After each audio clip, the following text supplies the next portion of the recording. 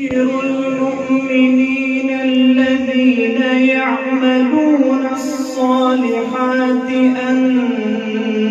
لهم أجرا كبيرا وأن الذين لا يؤمنون بالآخرة أعتدنا لهم عذابا أليما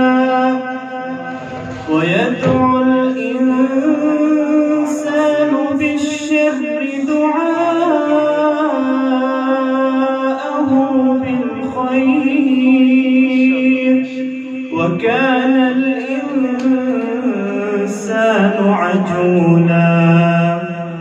وجعلنا الليل والنهار آيتين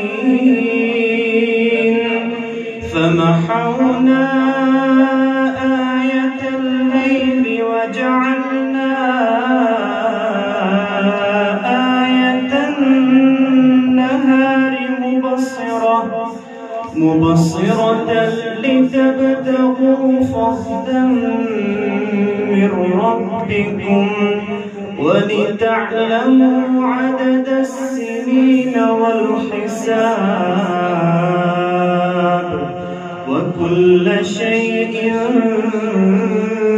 فصلناه تفصيلا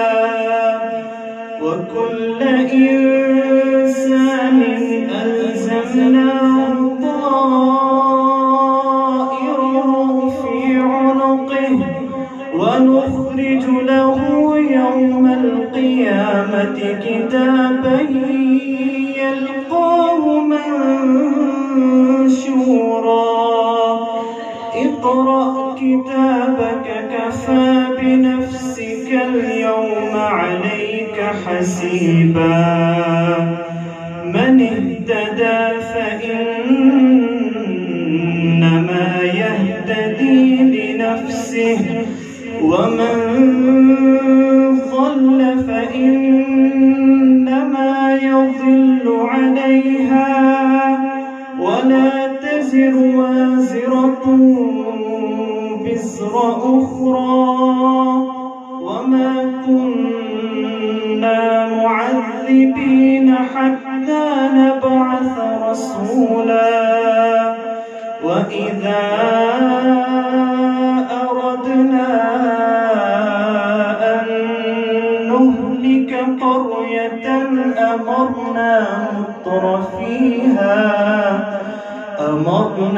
متر فيها ففسقوا فيها فحق عليها القول فدمرناها تدميرا